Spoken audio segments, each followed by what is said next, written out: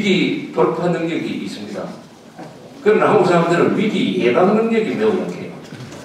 위기는 사실은 맞지 않는 게 좋은데 위기를 당해놓고 처리하는 능력은 한국 사람이 좋은데 앞으로 우리가 좋은 나라 만들고 일국가 만들려면은 위기를 만들지 않아야 됩니다. 위기가 만들어지는 것을 사전에 차단하는 위기가 생기고 나서 하는 것보다는 그래서 그 위기를 어떻게 막을 거냐 하는 것 때문에 미리 걱정하는 것이죠. 그 미리 걱정하는 사람들이 그 사회의 이 보수 세력이라고 이렇게 볼 수가 있습니다. 북한에 신종플루가 발생했다고 해가지고 우리 이명박 정부가 북한에 치료제를 주려고 하니까 북한 사람들이 WHO에는 이렇게 보고를 했습니다. 9명이 발생했는데 다 치료를 해서 끝났다고. 근데 우리 정부는 또 주려니까 북한에서는 뭐 주면 받지 해가지고 지금 받고 있습니다. 그게 돈으로 치면 약 200억 원이에요. 200억 원. 200억 원. 그러면서 또 고맙다는 소리는 안 하고 북한에 신종플루가 옮긴 게 무슨 개성공단을 통해서 들어온 것처럼 이렇게 아주 못된 이야기만 하는데 왜 이명박 정부가 주느냐? 아, 이게 인도적인 문제니까 의료품이니까 뭐 주도 안 되느냐? 한 좋은 게 좋다는 식으로 주는데 이게 어디로 가겠습니까? 북한에 지금 200억 대의 신종플루 치료제 그리고 뭐 물수금까지 갖다 바치면은 이게 북한 사람들이 받아서 뭘 하겠느냐? 절대로 일반 시민들한테 안 나눠줍니다. 어떻게 그러냐? 노동당 간부들이나 군 장교들 감기 치료제에 쓸게요. 치료제에 쓰고 남은 것은 시장에 갖다가 팔 겁니다. 팔 겁니다. 그러니까 이게 생각해 보십시오. 북한 정권이 어떤 정권인데 300만이 굶어 죽는 것 보고도 가만히 있었는데 아니 독감 걸렸다고 그게 약 대줄 사람들입니까?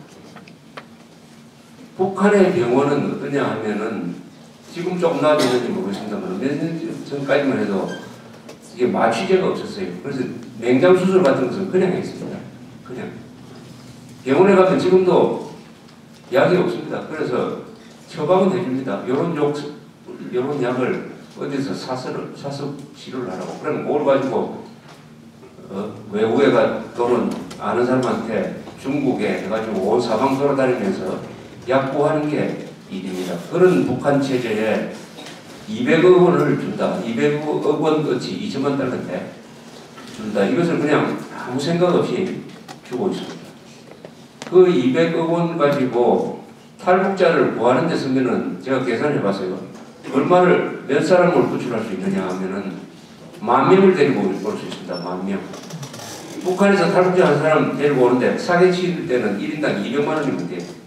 좀 안전하게 데리고 올라가면은 한 500만 원 이상을 줘야 됩니다. 200억 원이면은 그 200억 원을 탈북자를 구하는 데 쓰면은 10,000명을 데리고 올 수 있는 것을 10,000명을 데리고 올 수 있는 것을 그냥 아무런 전략적 계산 없이 주고 있는 게 오늘 설명드리려고 하는 이 이명박식 경도실용의 가장 큰 문제입니다. 이게 어떤 걱정을 하도록 만들었냐 하면은 이명박 대통령이 이게 또 정상회담병에 걸린 것이 아니냐. 정상회담병이라는 게 있습니다. 우리나라는 대통령만 되면 걸리는 병이 하나 있어요. 정상회담병입니다.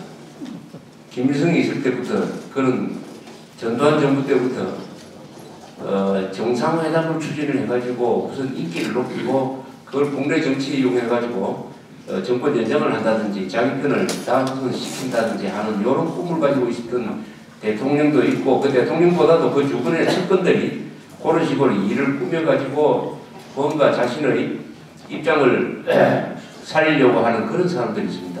이 정상회담병에 걸리면 어떻게 되느냐 하면은 정상회담을 준비하면서 또 정상회담을 하면서 또 정상회담을 한 다음에 사후 처리 이 기간 동안에 북한에 대해서 계속 유화 정책, 불종 정책, 퍼주기 정책 이런 것을 하게 됩니다. 정상회담 하기 전부터 이제는 북한한테 잘 보여야 되지. 북한이 좀 잘못해도 참아야 되지. 북한에 대해서 뭘 해줘야지. 정상회담을 준비하는데 김현희, 황장엽 이런 사람 일본에 가는 거는 좀 곤란하지 않느냐. 뭐 이런 식으로 계속 굽히고 들어가기 시작합니다. 정상회담 할 때는 북한하고 정상회담을 할 때는 뭔가 합의를 이루어져야 되니까 일단 협상을 하면 합의가 나와야지. 합의가 안 되고 깽판 되면은 욕먹을 것 같아서 또 양보를 합니다. 정상회담 하면서요. 그 다음에 정상회담이 딱 끝나면은 북한은 정상회담에서 약속했던 것을 절대 안 지킵니다. 안 지키도 남한 대통령이 안 지키니까 이거는 무효로 한다고 선언을 하면은 자기 인기가 떨어지니까 또 안 지켜도 그냥 가만히 내버려둬버려요. 이런 악순환 구조가 계속됩니다. 계속됩니다. 그런데 이명박 대통령이 이 정상회담에 그런 게 아니냐 하는 것을 좀 느끼게 해주는 게 한 몇 가지 사건이 있어요. 전번에 MBC 그 토론회 출연해가지고 한다는 이야기가 굳이 김정일하고 만나는 것을 한국에서 뭐 꼭 해야 되는 것은 아니다. 이런 식으로 이야기하세요. 한국에서 꼭 해야 될 필요는 없다. 그럼 그 말은 또 평양에 가든지 금강산에 가든지 북한 지역에 갈 수 있다 하는 뜻이었습니다. 이게 바로 정상회담 초기 정상회담이에요. 2000년에 김대중 김정일 회담 때 김정일이는 남한에 딱방한다고 약속을 했어요. 그 약속을 지키지 않았는데도 2007년에 노무현이는 자기 발로 또 찾아갔습니다. 그것이 얼마나 굴욕적으로 보입니까? 이 회담이라는 것은 특히 이 국가를 대표하는 사람들이 만나는 이 회담은 그 회담 자체가 가지고 있는 상징성이라는 게 아주 중요해요. 그 상징성이 회담이 만들어내는 어떤 합의 문서보다도 더 중요한 것입니다. 그래서 세 번째로 이명박 대통령이 평양에 간다고 한다면은 이건 완전히 대한민국이 김정일의 무슨 신하처럼 되는 거 아닙니까? 그게 하나의 문제고 국가의 채통을 떨어뜨린다는 게 문제고 그렇게 되면은 그 회담에 무슨 결과가 나오든지 그것은 국익을 훼손하지 않으면 안 되는 것입니다. 두 번째는 그 회담이 열리는 장소를 관리하는 사람이 얼마든지 통제를 할 수가 있어요. 특히 북한 지역에서 열리면은 고립된 한국 대표단을 가면은 딱 고립돼 버립니다. 그리고 그 무대를 연출하는 것은 북한이 하는 거예요.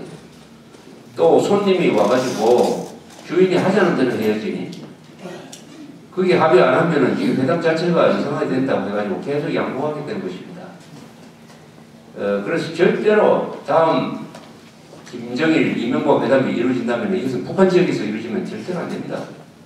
북한 지역에서 이루어지는 것은 이 남북 간의 약속을 위반하는 것 뿐만 아니라 대한민국의 정체성을 훼손하는 것이다. 그런데 그 부분에 대해서 상당히 양보할 뜻이 있는 것 같고 이번에 의약품을 보내준다든지 이런 걸 보면은 지금까지 남북 관계는 그래도 이명박 대통령이 뜯어먹히지 않았기 때문에 60점 이상은 받을 수가 있습니다. 그러나 이 정상회담병에 한번 걸려버리면은 김대중 씨의 전체를 밟을 가능성이 많아요. 김대중 대통령이 취임한 게 1998년인데 그때 98년, 99년, 2000년 초까지는 그렇게 실수가 없었습니다. 그때는 IMF 위기, 외환 위기를 극복하는 과정에서 주로 경제 문제에 집중을 했기 때문에 대북 문제에 대해서는 크게 기존 노선에서 어긋나지 않았어요. 그러다가 뭐 딱 5년 임기의 반환점이라고 볼 수 있는 2000년 6월에 김정일하고 만나고 오면서부터 김대중의 노선이 완전히 달라졌습니다.